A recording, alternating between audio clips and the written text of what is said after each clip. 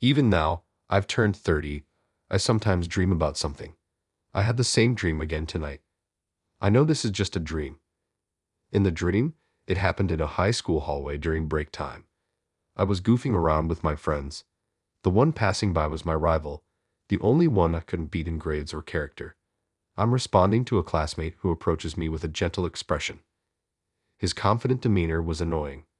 My friend took advantage of my distraction with her and tripped me up, saying, "Gotcha."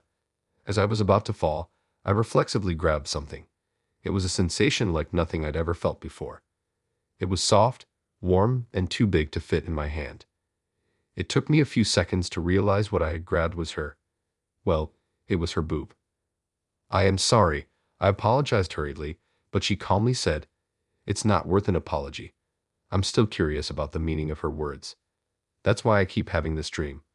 I let out a small sigh as I woke up to the alarm clock. My name is David Miller, and I'm turning 30 this year. I got a job at a well-known company right after graduating from university. I was assigned to the system management department. It's a department that takes on the entire system management for the company. The work is rewarding, and I also got a beautiful girlfriend. My perfect life isn't something that just started recently. I was perfect from the moment I was born. Born into an old family, I was raised without any hardship. From the time I became aware of the world around me, I was told that I was handsome, excellent in school, athletic, and tall. Throughout elementary and middle school, I was hailed as a prodigy. It can't be helped that I misunderstood that I was highly competent because of how I was raised. In fact, I was a person with no faults. However, a turning point came when I entered high school. For the first time, I met someone who I might lose to. She is the honor student Fergal. She was excellent not only academically but also athletically. The big difference between her and me was her popularity. Unlike me, who was immature in character, she was already complete. There was hardly anyone who disliked her in school. She always had a gentle expression on her face. I was not good at her. Her name was Ashley Brown. She always had her shoulder-length hair tied back. I still vividly remember the pleasant smell of her shampoo whenever she walked by. When I found out she was applying to the same college as me, my competitive spirit ignited like never before. The college we were aspiring to was among the most challenging. I swore to myself that I would make up for all the times I'd lost in the past right here. Swearing to myself, I hit the books like never before. I was so relentless in my studies, not allowing myself a single mistake, that my parents would worry and suggest, "How about taking a break?" Once, she spoke to me after she found out we were applying to the same college. "David, I'd heard you're applying to the same college. Let's do this together," she said. I felt embarrassed when she flashed me her sparkling smile. She said she brought some candy and left a strawberry-flavored one on my desk before she returned to her own seat and looked out the window. There was a hint of melancholy on her side profile. I think this was about 3 days before the exam. On the day of the exam, I searched for her at the test center. Since we had all applied together from school, our candidate numbers should have been close.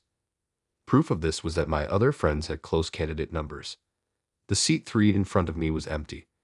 It was probably her seat. At first, I thought she was just running late. I was so concerned about her empty seat that, honestly, I couldn't concentrate on the exam. As a result, I couldn't focus on the exam, and my college entrance exam ended. Of course, I passed. My desperate study for the entrance exam didn't let me down, but I felt betrayed by something more important. I never saw her again after that.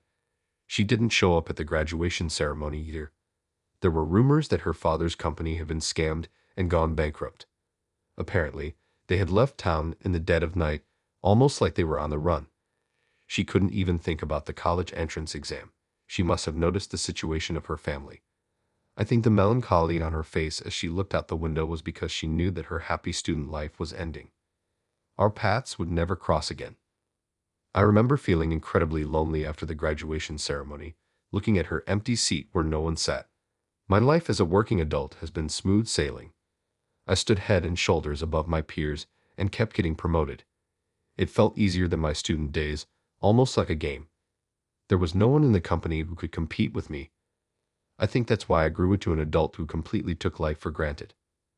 I also got a girlfriend, Lily, known as the most beautiful woman in the office. She joined the company 2 years after me. From the moment I first saw her, I decided that she was the one for me. I would her on the day of the welcome party for the new employees, and we quickly started dating. I'm thinking of getting married in the future, but lately she's been pressuring me to get married, and I'm a bit taken aback. Around this time, it was decided that the company's system would be completely revamped. After a series of competitive presentations, we finally decided on who we would hire to set up our system.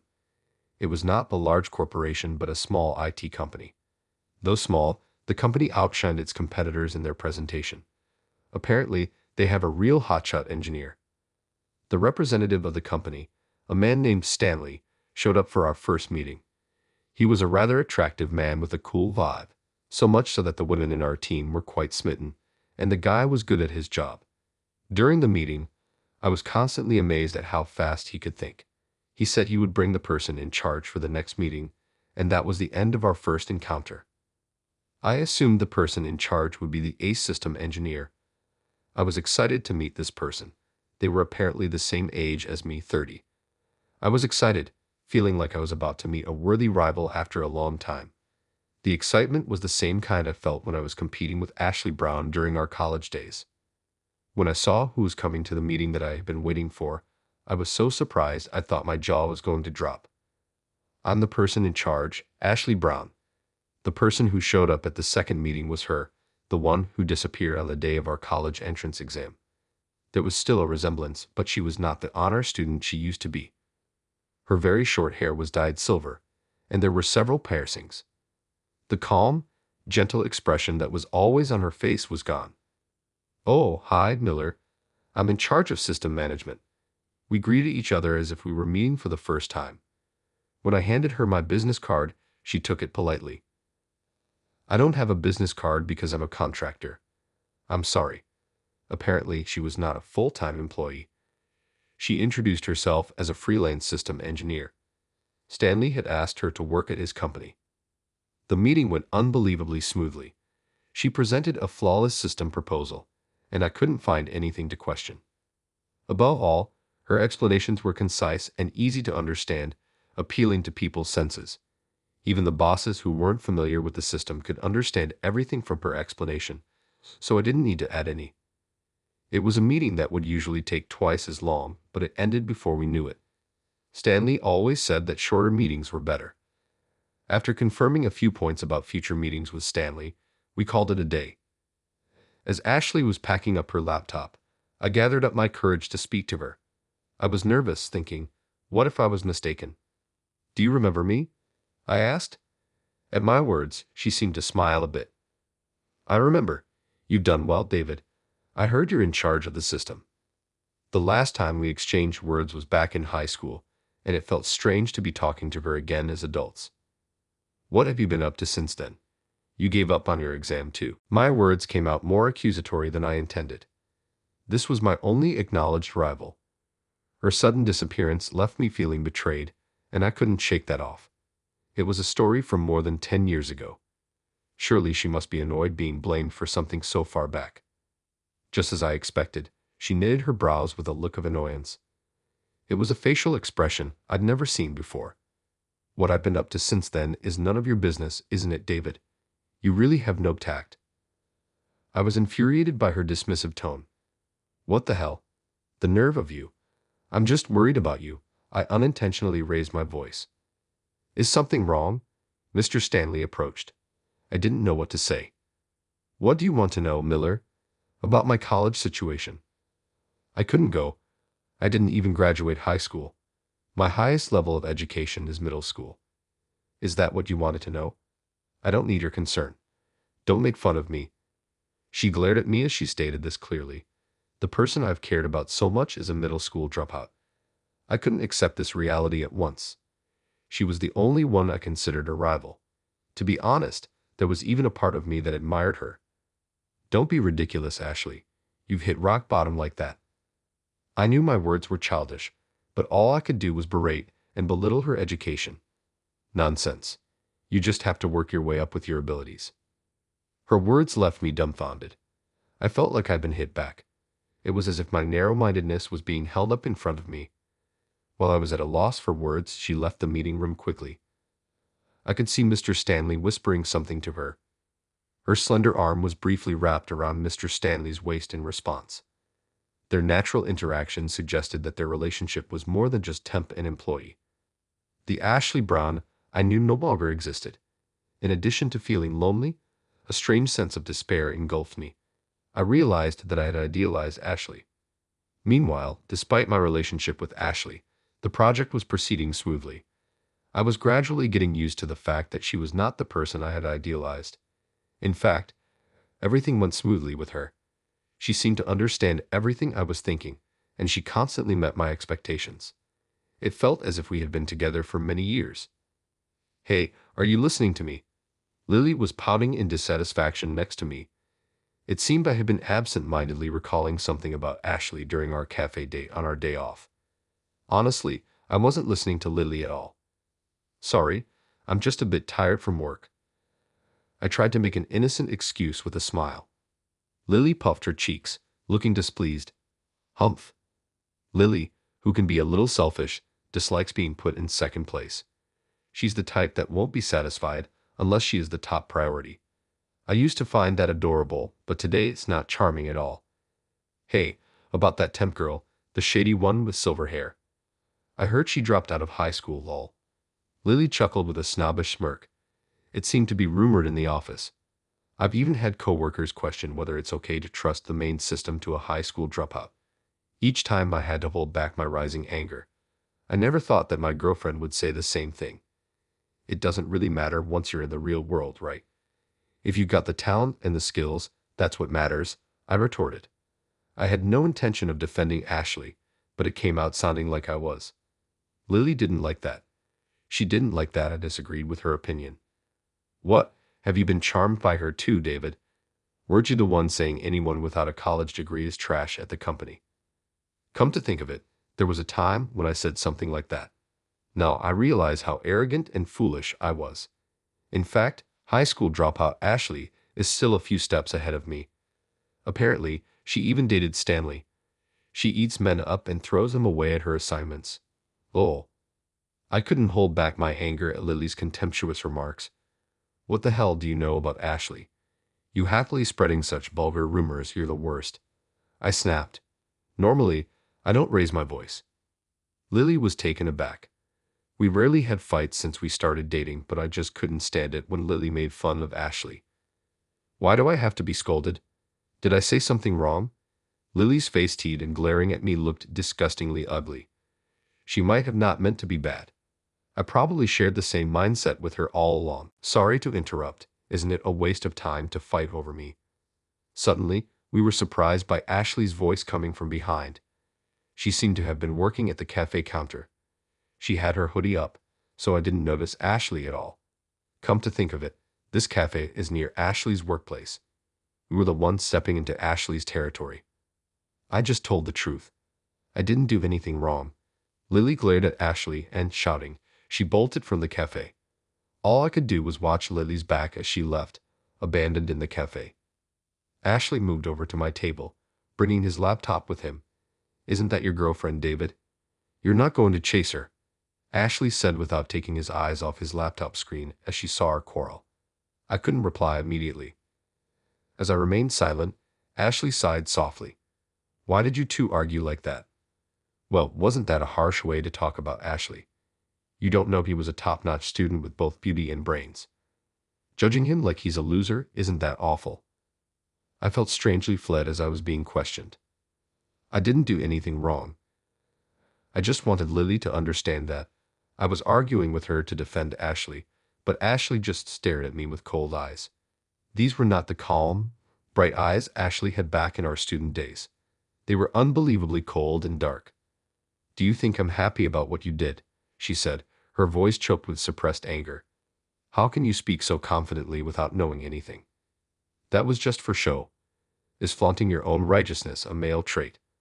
My homeroom teacher in high school was like that too. It's ridiculous." Ashley began to talk about her past. She pretended to be a straight-A student in order to get a scholarship. Apparently, her family fell apart during middle school, and it seemed like Ashley was the one holding the family together. Of course, going to college was out of the question. Ashley had been aiming for a special scholarship. Considering her grades, she could get a scholarship from any college. She said she wanted to escape from her home as soon as possible. Then she was called by the homeroom teacher who had something to discuss. She was told to give her scholarship spot to another student and take the SAT, which made her doubt her ears. The homeroom teacher was smiling, satisfied with his decision. He didn't even notice Ashley, who was in despair right in front of him, being forced to take the SAT. Ashley worked harder than ever, but all that effort was in vain as her family had to run away in the middle of the night due to financial difficulties. There was no way she could take the SAT under such circumstances. Hard work pays off, huh? That's the word of those who were rewarded for their efforts. Ashley ended her story with this line. That's why, David, I get annoyed when I see you. You've been blessed since high school and you shine. Honestly, I didn't want to meet you. She slammed her laptop shut, crumpled up the 2 checks, and with a thin smile, Ashley left the cafe after quickly settling the bill, leaving me dumbfounded and at a loss for words. Listening to Ashley's footsteps, I wondered what I did wrong. The more I thought about it, the more I felt like denying my own life. But that would just make me feel miserable. I downed my cold coffee in one gulp. Ever since running into Ashley on a day off at a cafe, her demeanor became even more businesslike than before. I could tell from her attitude that she wanted to get this job done and cut ties with me as quickly as possible. Even though I was hurt by her attitude, we carried on with our work in a businesslike manner. Mr. Stanley started to accompany her to meetings that she used to attend alone. There was no chance to speak with her one-on-one anymore. I could tell she was avoiding me completely. Her attitude began to irritate me, and I found it harder to concentrate on my work. To make matters worse, I reached my limit when I saw the 2 of them getting along so well during meetings. I heard rumors that they'd broken up, but even then, seeing her put complete trust in Mr. Stanley stoked my jealousy, and I couldn't stop it. That's when I made a big mistake. It was a communication error about a system specification change. Distracted by the 2 of them, I made a beginner's mistake. Even though it was a beginner's mistake, a communication error about a specification changes could be fatal. I'm sorry, I forgot to mention the specification changes during our last meeting. I realized my mistake when I was shown the developed system. As soon as I realized it, I broke out in a cold sweat, and my heart began to pound. Mr. Stanley's expression changed quickly when he heard what I said. Even if there's some leeway in the schedule, specification changes are challenging. What do you mean by that, at this late stage? Specification changes now. Mr. Stanley, who has always been calm, raised his voice. I've been watching my team build this up. I guess it's no surprise that the words at this point are slipping out of my mouth. I bowed my head and apologized many times. We still have some leeway in the schedule, so it should be fine. Please let me check the details of the specification changes, I said, trying to control the situation. Mr. Stanley, who had changed color, said in a quiet voice, I think she tried to prevent my mistake from being known to other colleagues. Ashley laughed a little and said, We can do it. In the end, all we got was a reply that the delivery date would be just in time. Ashley said, Don't worry, as she passed me, who couldn't hide my upset at making my first mistake since becoming a working adult. Just before the delivery date, I brought some gifts and went to Ashley's company. The lights were still bright even after work hours. When I rang the doorbell, Mr. Stanley answered. When I handed over the gifts, he smiled happily and said, Thank you, we've received some gifts. When he called out to the company, men with unshaven faces appeared one after another and swarmed around the bag of gifts. I'm truly sorry for the inconvenience, I said, bowing my head. Mr. Stanley said, It's okay, and smiled. Thanks to Ashley's full support, I think we can make it in time. I heard that Ashley, who took on the specification changes, was blamed by other employees when she brought the changes back to the company. There was probably criticism, saying, Now you decide to take on such a reckless task. It was Ashley herself who silenced them. She bowed her head and asked for their support, assuring them that she would follow through on everything and take full responsibility. Ashley is a contract worker. She navigates this industry on her own. She hardly ever fawns over others or relies on them, and yet she bowed her head deeply and asked for cooperation. The office quieted down in an instant. Making Ashley beave like that David, I'd like you to tell me what kind of relationship you and Ashley have. Stanley, still smiling, spoke those words, but his eyes weren't smiling. I was a little taken aback by his serious gaze. Well, I got rejected by Ashley. She told me she had someone she likes since her school days and can't forget him. As he told me this while picking up a sandwich from the catering, I thought my heart was going to stop. Oh, you went to the same school as Ashley, right? Do you know what kind of guy she liked? His teasing made me sit up straighter. I realized he was pushing me forward. She was talking about me. I responded lightly, and Stanley gave me a playful punch in the chest. Pointing to a door in the back, he informed me, "She's napping." Hearing his words, I ran to the door at the back. Without knocking, I opened the door to find Ashley sleeping soundly on the couch. The sound of the door closing made her eyelids twitch slightly. "Shut up." Ashley's voice was scratchy. She seemed even smaller than when I saw her last time. "Ashley, wake up. I have something to ask you." I kneeled down near the couch where Ashley was sleeping. She seemed to wake up all at once when she heard my voice. Jumping up, she looked around wildly. "David," pulling her blanket up to her chest, she looked at me, unable to hide her surprise. "Stanley told me." "Who's this person you can't forget?" Her face went white at my words, and she glared at the door, probably glaring at Stanley in the other room. Her face turned red in no time at all. I looked into her eyes and asked again. She just blushed and didn't answer. "I heard you were supposed to take the same college entrance exams." The next moment, I felt an impact on my face. It took me a few seconds to realize that she'd thrown a cushion at my face. I've forgotten about such old memories. The sight of a fuming Ashley, her face bright red, is unbearably adorable. Usually, she's full of self-assuredness, but right now, she looks just a little bit younger and flustered. I feel closer to the Ashley I know. That night, I was dumped by Lily. "It's your responsibility to pick me up, Ashley." She clicks her tongue, looking at me after my slightly crafty remark. I wait silently for her to speak. Finally, she opens her mouth after the long silence. Ashley's feelings are now completely laid bare. "If you were dumped, I guess it can't be helped. If you behave, I'll take you in." I think there must be an unbreakable bond between her and me. If only we had just told each other we loved each other back when we were students. I'm amazed at how far around we've come. From now on, I want to spend my life with her. I want to take my time hearing about her life when I wasn't around. "So when's the wedding?" I ask Ashley, riding on the wave of excitement. She gives me an exasperated look. "For now, make sure you propose properly once the job is done."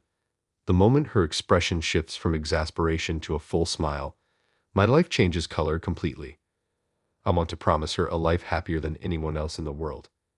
I truly feel it from the bottom of my heart. She gets up from the sofa and returns to her desk, immediately resuming work. I sit next to her, trying to help out as much as I can. "There's a bug that keeps occurring here," I explain, pointing at the source code displayed on her computer. Her fingers writing out the code for review hesitate for a moment. "What if we do this?" Ashley quickly begins to refactor the program.